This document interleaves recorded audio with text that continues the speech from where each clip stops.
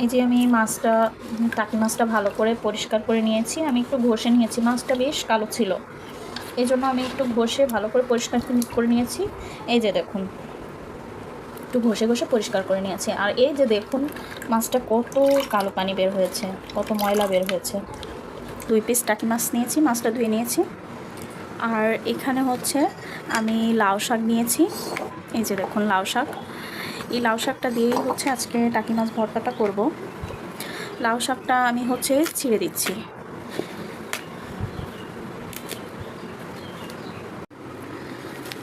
আমি হচ্ছে লাউ শাকটা প্রেশার কুকারের মধ্যে দিয়ে দিচ্ছি। আর যেহেতু লাউ শাক, এই জন্য আর কি আমি একটু ছিঁড়ে দিয়েছি। দেখা যায় যে লাউ শাকটা কিন্তু সেদ্ধ হতে সময় লাগে। আর আমি এর মধ্যে সেই মাছ 2টা দিয়ে দিচ্ছি। আমি কয়েকটা কাঁচামরিচ দিয়ে দেব, দিয়ে আমি সামান্য পরিমাণ পানি দেব।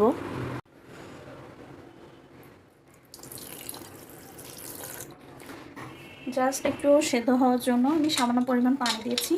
আর যেহেতু আমি ভর্তার মধ্যে লবণটা দিব, লবণ দিয়ে মাখানো হবে, সেজন্য হচ্ছে আমি এর মধ্যে এক্সট্রা লবণটা দিলাম না। একদম হালকা আছে, এটা হচ্ছে 2টা সিটি দিয়ে আমি নামিয়ে নেব।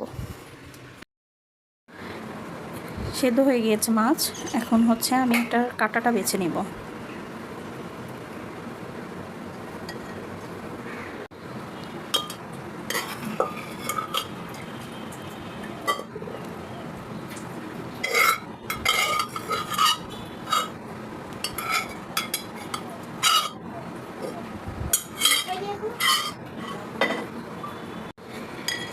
এই হচ্ছে শাক, লাউ শাকটা আর মাছটা আমি কাটাগুলো বেছে নিয়েছি। এখন আমি হচ্ছে ভর্তাটা মাখাবো।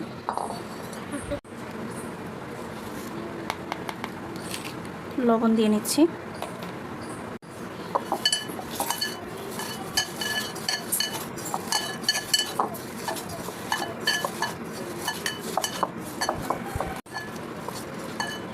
সরিষার তেল দিয়ে নিচ্ছি।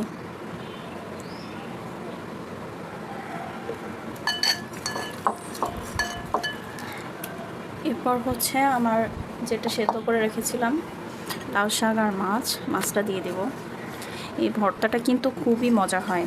আর অনেকেই আছে যে টাকি মাছটা খায় না, পছন্দ করে না, কিন্তু যারা খায় না আপনারা ট্রাই করে দেখবেন যে কেমন লাগে। আর আমার হাজব্যান্ডও দেখা যেত যে একটা সময় এই টাকি মাছটা কিন্তু খেত না। তো আমার হচ্ছে বিয়ের পরে আমি যখন ওকে বিভিন্নভাবে রেসিপি করে দেই, তারপর থেকে কিন্তু খুবই পছন্দ করে এখন।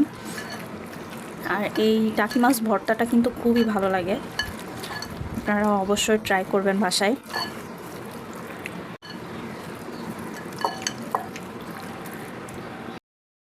মজার টাকি মাছ দিয়ে লাউ শাক ভর্তাটা রেডি হয়ে গিয়েছে। কেমন হয়েছে আপনারা জানাবেন। সবাই ভালো থাকবেন, সুস্থ থাকবেন। আল্লাহ হাফেজ।